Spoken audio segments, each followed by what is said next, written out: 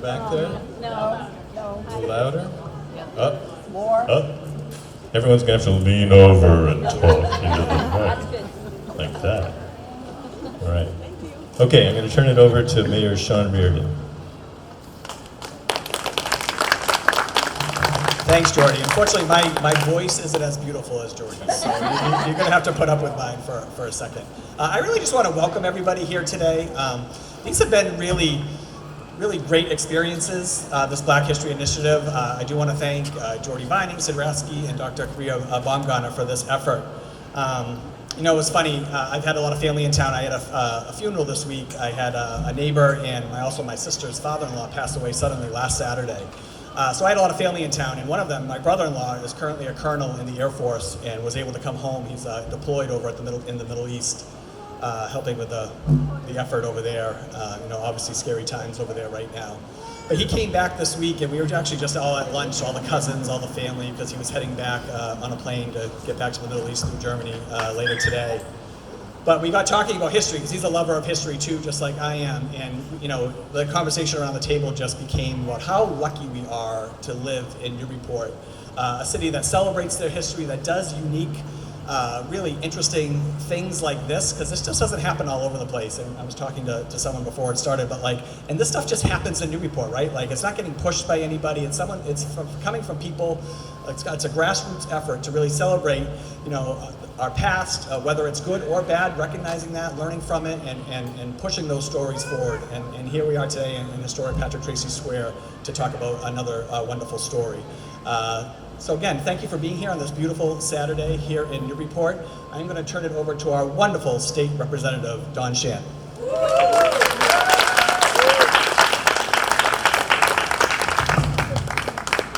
I want to thank everybody for coming out today and letting me say a few words. Last night, I talked about the district being a very proud district.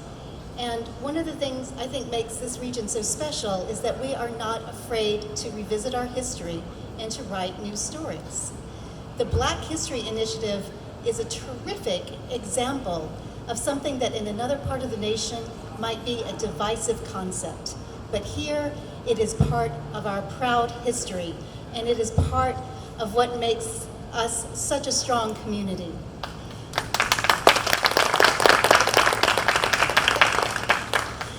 At our last event, is Francis Bellotti here? No, Frank Bellotti. Frank Bellotti came up to me and he said at the end of the ceremony where we placed headstones at the African gravesite, and he said, I often walk through these gravesites and think of these people as family. And this gravesite has given me a pause and makes me think that these people are also our ancestors and also our family. And I thought that was such a beautiful expression. So I want to end just by saying to the Tyree family, welcome home. You know, welcome home.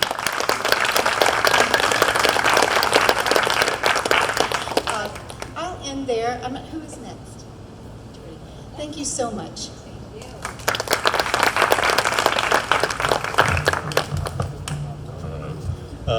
So now we're going to hear a few words from Louis Tyree's descendants, Denise Garrett and Will Evans. Looks like Denise first. Here's Denise.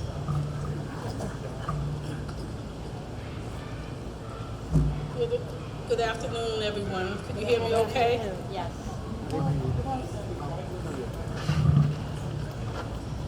My name is Denise Garrett.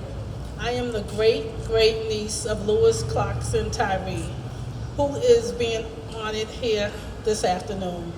I am representing 21 great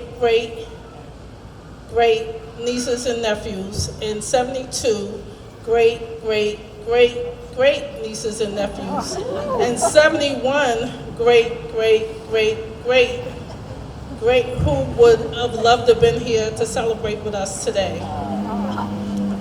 After doing a DNA test with Ancestry.com in hopes to find my family on my paternal side, I received a letter from Gordy's assistant stating that I was the great niece of Louis Tyree on my maternal side of the family. Honestly, when I got the letter, I glanced at it to see how much they wanted me to donate.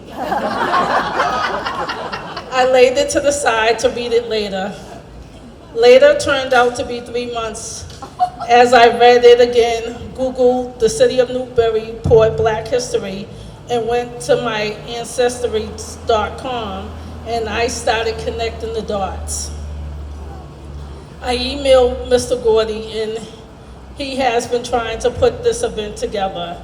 I reached out to family all over the states and told them this event would happen. Then the dates changed and life happened, but I'm here today with some family members as well.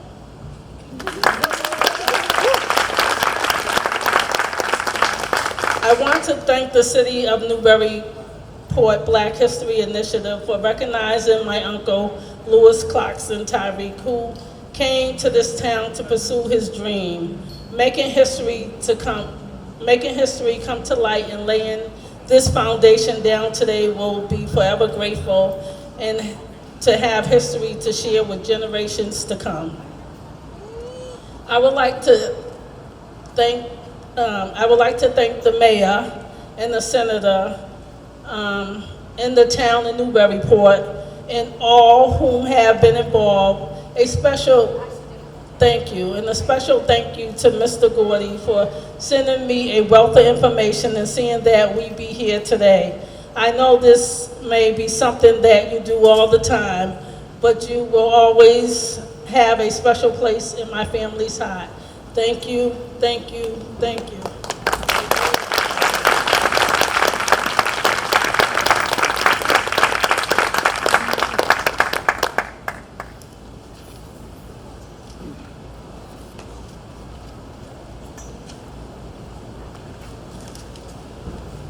Good afternoon, everyone. I think Denise said pretty much everything that I could say. Did it a lot better than I probably could say it, but I just want to echo her thanks both to Jordy and also the mayor and the representatives. So thank you for having us here. I was delighted to learn about the Newburyport Black History Initiative. I had not heard about it until Jordy reached out. And certainly I wholeheartedly support the mission to affirm Black history here in the town of Newburyport and the belongings of Black people in Newburyport, so I applaud that, so thank you. I wish there were similar initiatives across Massachusetts, including in my city of Milton, but sadly there's not right now, but this has inspired me to think about something like that. So, as Denise mentioned, I admit that I did not know much about Louis Clarkson Tyreek, and then we did a little research and found out that his older brother, Jasper, was the father of our grandmother, maternal grandmother, so that's how the connection came. But after doing a bit of research, I was just blown away that we were related to someone with such a remarkable and important mission. And the fact that, I'm a lawyer, I went to Harvard Law School, and the fact that he attended there as well, I thought that was just a pretty amazing connection that I did not even know about. So, and the fact that he dedicated his life to working with, I guess, the precursor to civil rights, working with, to improve the lives of people of color here in Newburyport and beyond, but that was pretty remarkable. And I'm just really proud that I can say that that's part of our family as well. So, and I have that to thank Newburyport for making that happen again, because we weren't aware of the connection. So, thank you very much. Thank you again for having us here, and thank you for celebrating the life of Louis Clarkson.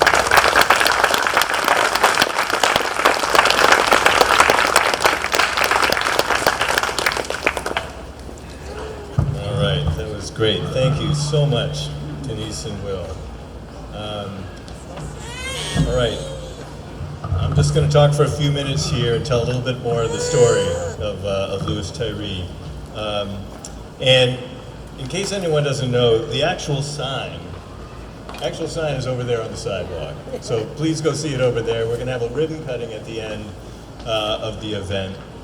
We're set up over here because there's not enough room over there. We also have a sign-up sheet here, in case you didn't notice. Anyone who wants to get on an email distribution list for future events of the Black History Initiative, please give us your name, and we'll get you on there. There's also some cards there with the QR code to the initiative's webpage on the city's website. Just before I get into this, I just wanted to acknowledge the Sid Rashke, who's right in the back here. You want to raise your hand, Sid? Sid is one of the core team of the Newburyport Black History Initiative, of myself and Sid and Professor Kabria Baumgartner, who texted us this morning saying she's very sorry that she couldn't be here and meet the family, but she has COVID, apparently. So that's still around. So unfortunately, she couldn't be here today. Let's see. Also, Kristen Failhaber. Where is Kristen? There's Kristen, right there. Let's give a hand for Kristen. Kristen is a remarkable genealogist, our local genealogist who I've been working with throughout this process, and she's the one who did her magic online and identified Denise and sort of set up the connection here. So thank you so much, Kristen. So Kristen also gave us these treats, so please eat them after the event. Can I just say, I only found Denise because she couldn't free up mine. That's right, yeah. Yeah, it's a two-way street for people finding ancestors. Okay, let's see. This connection with Louis Tyree's living family, I think, is a beautiful thing. I so appreciate you all being here and celebrating with us. As noted, I just want to tell a little bit about the story of Tyree, but first, a little show and tell. Some photographs. There's a hum here. But we'll just have to live with it. This is Jasper Tyree. This is Louis's older brother, one of Louis's older brothers. He's the direct connection for Will and Denise and company. And sorry. This is a picture of Charles Tyree, who's Jasper and did I go my notes? Jasper and Louis's father. So here he is, a young man, sergeant in the U.S. Army towards the end of the Civil War.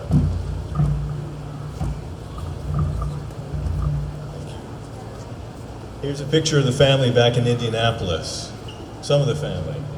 Louis is over there on this side of the porch with two of his sisters and one of his brothers and his parents.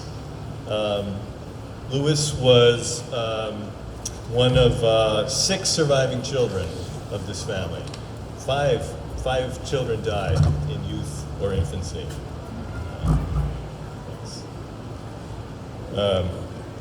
So the last picture I wanted to show is this one here.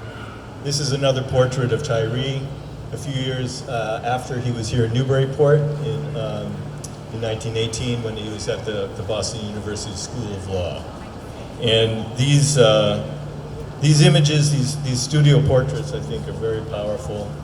We have another Black History sign across the way down on N Street here called Pictures with Purpose, which is focusing on the studio photography back in the early 20th century and the 19th century, which was an important way for people to present their identities to their families and to the communities. A little bit about Louis Tyree.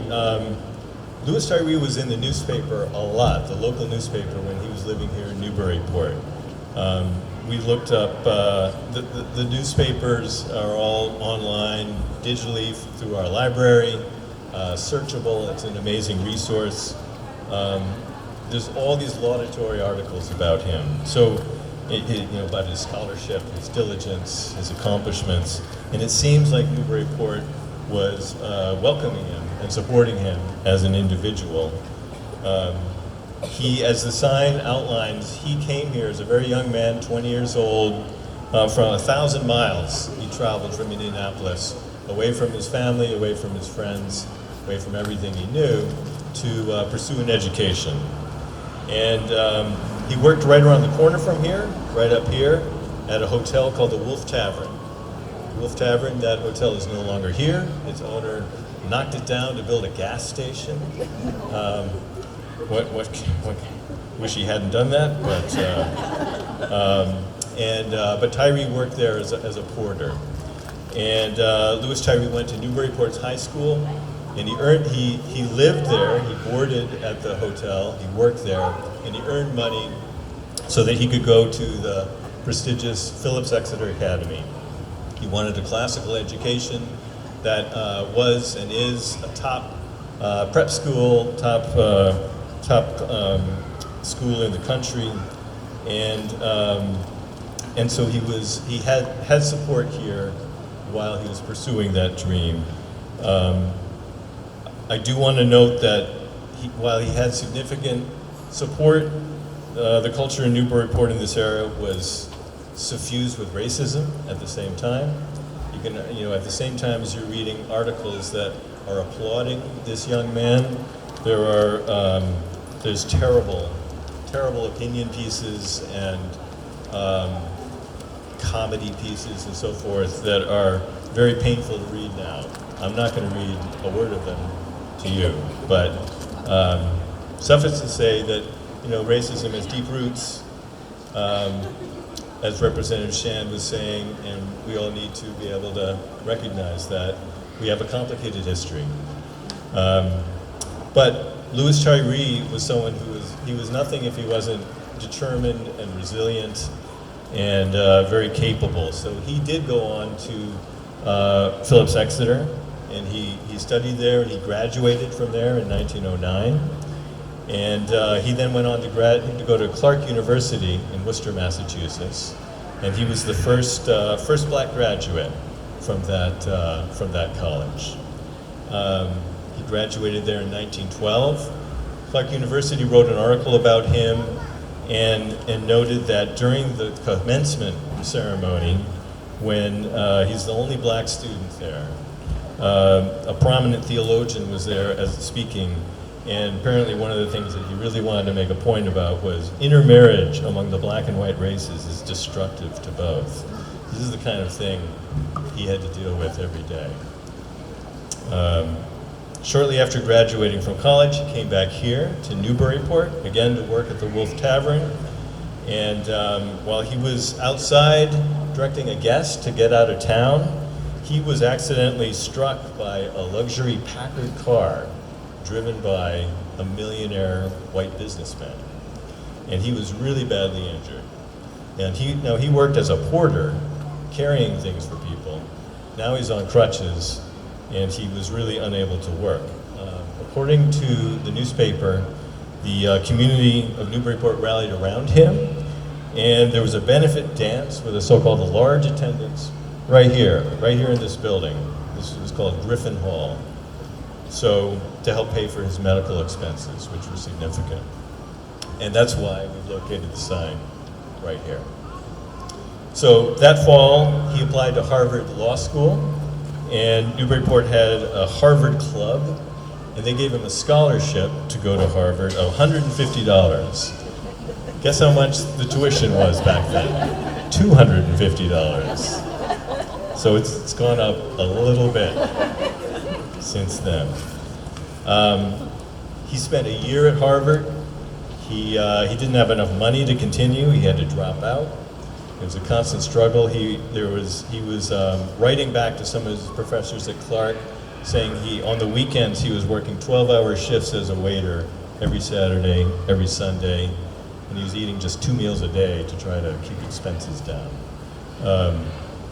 So a year after he was hit, Louis decided to work with a local Newburyport attorney here to sue this immensely rich driver who had hit him for reckless and negligent driving. And a year later, Louis Tyree won that lawsuit. So he received a judgment of $500, which was a lot of money back then. And I just want you to pause for a second and think about that moment. That, to me, that is a David and Goliath moment. That man had the equivalent of $300 million, and Louis Tyree took him on and got a little bit of justice. So for the next few years, Louis's life was pretty unsettled. He returned to Harvard. He had to drop out again. He worked as a headmaster at a school. He went to Boston University's School of Law, and that's where he earned his Master of Laws degree in 1921. He was apparently kind of sick of America, and he tried to move to France. And he had some dreams. He was writing back to his family saying he really wanted to open a cafe and live in France. That sounds like a nice dream, actually. But that didn't work. So he came back to the United States, and he settled in Chicago, where he would live and work as a lawyer until he died 4 decades later. So this was quite a tumultuous time in the United States. As background, the whole country was, Louis's life was unsettled, the whole country was quite unsettled. This was the era of the so-called race riots, where the Tulsa Massacre happened in 1921, the Red Summer of 1919. This was a violent, difficult era. Harvard Law School professor and historian Kenneth Mack, he's written a book called Representing the Race, The Creation of the Civil Rights Lawyer. And he writes, among other things, about Chicago's black lawyers of this time period. And I've been in touch with Professor Mack for the past 2 years, actually, while researching Louis Tyree. He wanted to be here today. He couldn't be here today. He sends his regrets to Tyree's family and all the rest of you. But he did give me something that he wanted me to read aloud on his behalf. So I'm going to read what Kenneth Mack has to say, and then we'll get to our ribbon cutting. All right, Kenneth Mack. I very much regret not being able to commemorate Louis Tyree's important life and career and his connections to Newburyport with you. I would be pleased if Jordy Vining could read the following statement for me. Louis Tyree's education and career as a lawyer were furthered by 2 developments that helped create the African American legal profession and consequently the modern civil rights lawyer. The first of these developments was the anti-slavery legacy of New England, where beginning in the middle of the 19th century, black lawyers, often aided by whites with abolitionist connections, were admitted to the bar. Some of these lawyers were able to eke out a law practice representing white clients. By the early 20th century, Boston University's law school had established a tradition of turning out black graduates, such as future civil rights lawyer Emanuel Hewlett. A small but important group of African Americans were able to attend Harvard Law School, with some going on to become well-known attorneys and others dropping out to complete their legal education elsewhere. We only know traces of Tyree's life story, but it seems that his choices to pursue his education at Phillips Exeter Academy and live in Newburyport and Boston were instrumental in his becoming a lawyer. These were not places without prejudice, but in all of them he found people willing to support him with encouragement, employment, and financial support to enable him to attend Harvard Law School and graduate from Boston's University School of Law. Along the way, he was apparently comfortable enough with the fairness of the legal system in New England to bring a lawsuit after being struck by an automobile in Newburyport. The second development that furthered Tyree's career was the Great Migration of African Americans out of the rural South into industrial cities of the North and West, which began during World War I. The migration made it possible for a large group of black lawyers to believe that they could support themselves at the practice of law. And some of these lawyers could now devote sustained attention to civil rights matters. Most black lawyers, however, picked up what legal work they could part-time. They did little to no civil rights work, scratched out a living, and often could not support themselves at the practice of law. For black lawyers in places like Chicago, the post office was often a readout for lawyers who could not find enough paying clients to support themselves at law practice. We don't know why Tyree relocated to Chicago, where he was living by 1924, but these factors probably made the city an attractive place to ply his craft. Newburyport and Boston, for all the help their citizens had supplied, probably didn't have enough potential business for him to make his career in either place. Chicago, by contrast, had the largest and best organized black bar in the country. We do know that by 1931 he was deeply concerned with matters of injustice, such as when he volunteered to organize Chicago black lawyers in support of the so-called Scottsboro Boys, 9 black youths, 8 of whom were sentenced to death after a sham trial for an alleged rape of 2 white women in Alabama. Tyree eventually obtained a job in the post office and reported that he was a real estate and insurance lawyer on the 1950 census. Tyree was able to do something that only relatively few African Americans of his era were able to accomplish. He obtained one of the finest educations available to anyone of any race in his era. He became a lawyer, and he concerned himself where he could with the injustices of a deeply unequal society. Newburyport played a pivotal role in shaping that life and career. And as noted on the sign, Louis Tyree died at the age of 79 in 1963, just before the passage of the landmark Civil Rights Act of 1964.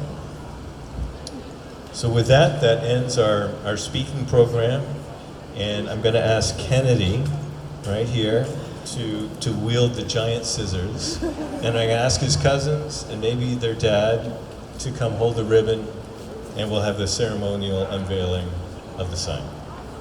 Thank you, everybody.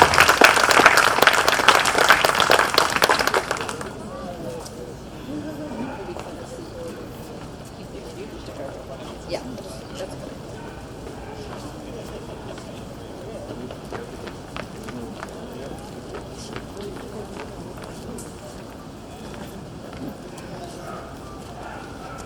One, two, three.